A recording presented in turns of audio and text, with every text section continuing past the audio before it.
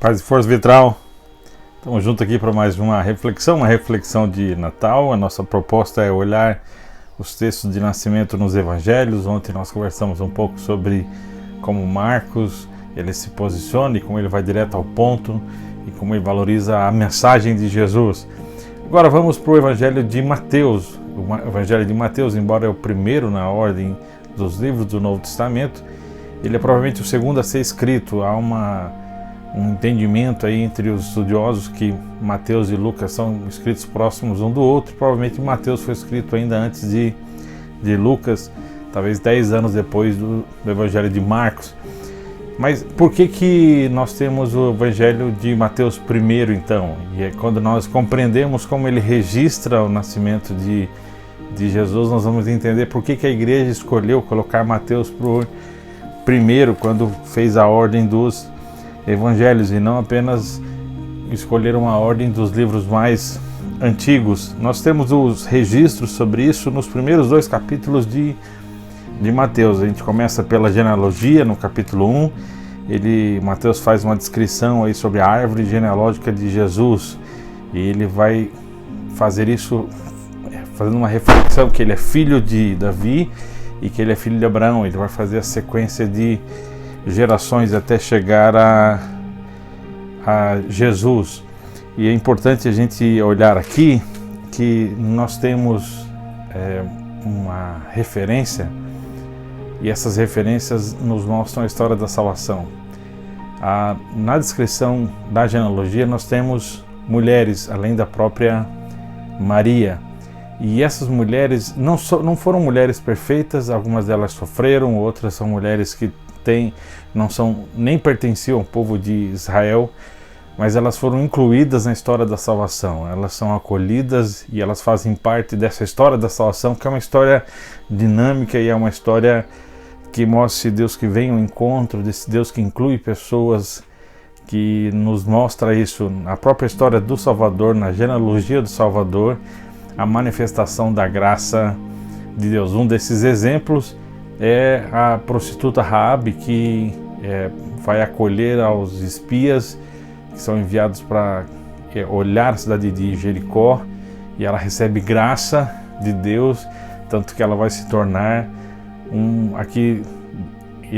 vai entrar na história do próprio Jesus. E o capítulo segue, vai nos falar sobre o nascimento de Jesus. E um outro ponto que eu quero revelar para você aqui, refletir com você, é o caráter de José, porque Jesus ele é adotado por José. José o adota como seu filho. Deus escolheu um homem também para ser pai de Jesus. E nós temos depois a descrição dos sábios do Oriente. É interessante que a Bíblia não fala que são 3, isso depois da história ao longo dos séculos vai falar disso, vai dizer seus nomes e tudo mais.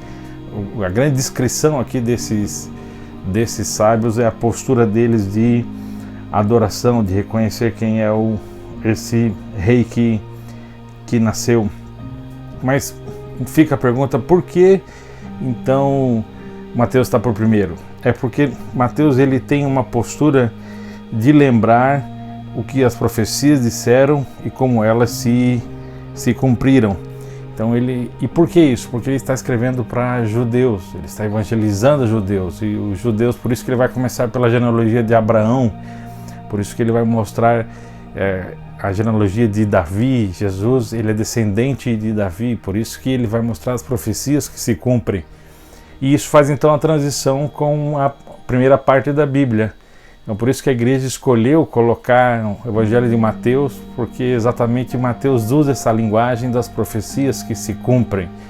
E ele apresenta Jesus e apresenta essa história da salvação. E a reflexão que eu faço com você é como eu e você compreendemos a história da salvação, desse Deus que se revela na nossa história.